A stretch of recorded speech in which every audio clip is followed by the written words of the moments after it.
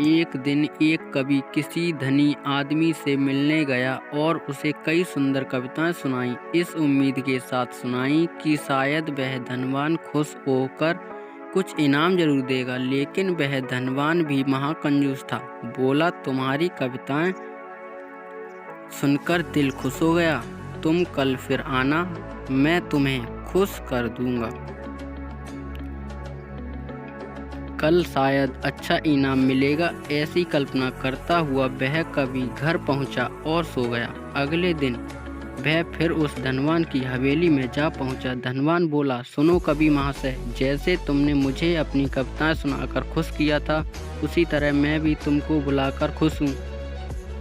तुमने मुझे कल कुछ भी नहीं दिया, इसीलिए मैं भी कुछ नहीं दे रहा। हिसाब बराबर हो गया।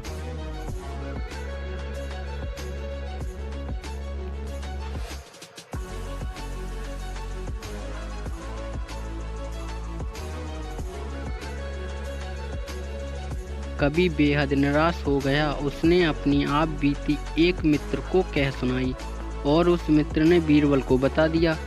सुनकर बीरबल बोला, अब जैसा मैं कहता हूँ वैसा करो। तुम उस धनवान से मित्रता करके उसे खाने पर अपने घर बुलाओ। हाँ, अपने कवि मित्र को भी बुलाना मत भूलना।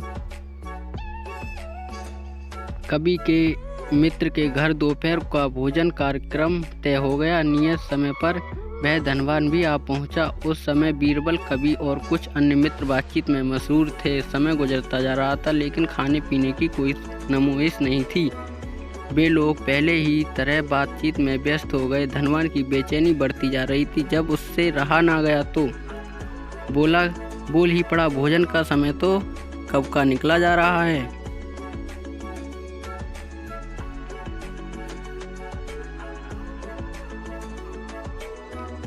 धनवान को अब गुस्सा आ गया। क्या मतलब है तुम्हारा? क्या तुमने मुझे यहाँ खाने पर नहीं बुलाया है? खाने का कोई निमंत्रण नहीं था, यह तो आपको खुश करने के लिए खाने पर आने का कहा गया था, जवाब बीरबल ने दिया। इस तरह किसी इज्जतदार आदमी को बेइज्जत करना ठीक है क्या? तुमने मुझसे धोखा किया है। अब बीरबल हंसता हुआ बोला, यदि मैं कहूँ कि इसमें कुछ भी गलत नहीं है तो तुमने इस कवि से ये कहकर धोखा किया था ना कि कल आना, तो मैंने कुछ ऐसा ही किया।